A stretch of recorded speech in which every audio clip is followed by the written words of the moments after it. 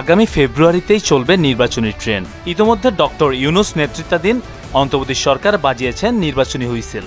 সরকারের ঘোষণার পর জোরে সোরে প্রস্তুতি সারছে নির্বাচন কমিশন। বসে নেই তৃণমূলে মনোনয়ন প্রত্যাশীরাও। এরই অংশ হিসাবে নির্বাচনী বার্তা নিয়ে মানুষের দ্বারে দ্বারে যাচ্ছেন কৃষক দলের কেন্দ্রীয় নেতা হাফেজ মঈনুদ্দিন। ইতোমধ্যে এই নেতার গণসংযোগ নজর কেড়েছে মানুষের। তাকে নিয়ে চলছে আলোচনা আর কানাঘুষা।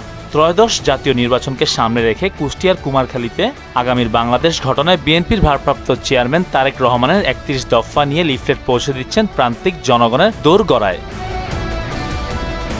শনিবার বিকেলে হাফেজ মঈন কুমারখালীর প্রধান শহর যদুবয়রা, জয়বাংলা বাজার, চৌরঙ্গি বাজার, পান্টি বাজার ও বাসগ্রাম বাজার এলাকায় লিফলেট বিতরণ ও গণসংযোগ করে ধানের শীষে ভোট প্রার্থনা করেন। বলেন, উন্নয়ন মানেই ধানের শীষ, কৃষি বিপ্লব মানেই ধানের শীষ। আগামী যে নির্বাচনটা আসছে, এই নির্বাচনের একটি বার্তা আমি সাধারণ মানুষের কাছে আমাদের ভারপ্রাপ্ত চেয়ারম্যানের পক্ষ থেকে আমি পৌঁছে দিতে চাচ্ছি।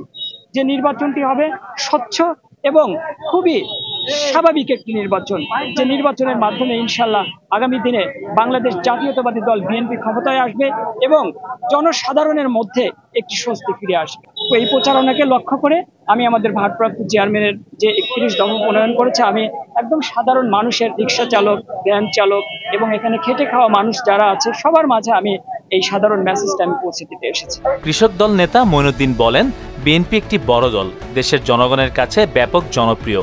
আগামী নির্বাচনে সুষ্ঠু ভোট হলে বিএনপির বিজয় সুনিশ্চিত। সেজন্য বিএনপির জনপ্রিয়তাকে ভয় পেয়ে একটি বিশেষ দল ফেব্রুয়ারিতে নির্বাচন চায় না।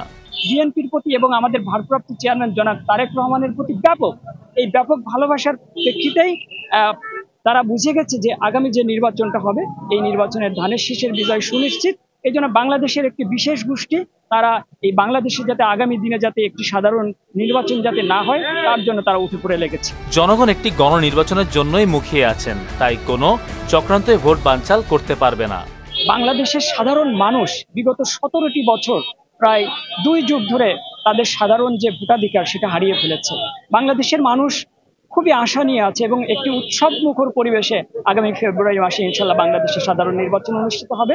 সেই নির্বাচনে একদম সাধারণ জনগণ থেকে শুরু করে সমাজের সর্বস্তরের মানুষ খুবই স্বাধীনভাবে ভোট দিতে পারবে। বাংলাদেশের এই নির্বাচনকে নিয়ে যারাই ষড়যন্ত্র করছে এটা ধুপে টেকবে না, বিএনপি ক্ষমতায় আসবে। এ সময় বিএনপি, কৃষক দল, ছাত্র দল ও সহযোগী সংগঠনের নেতাকর্মীরা স্বতঃস্ফূর্তভাবে এসব কর্মসূচিতে অংশ নেন।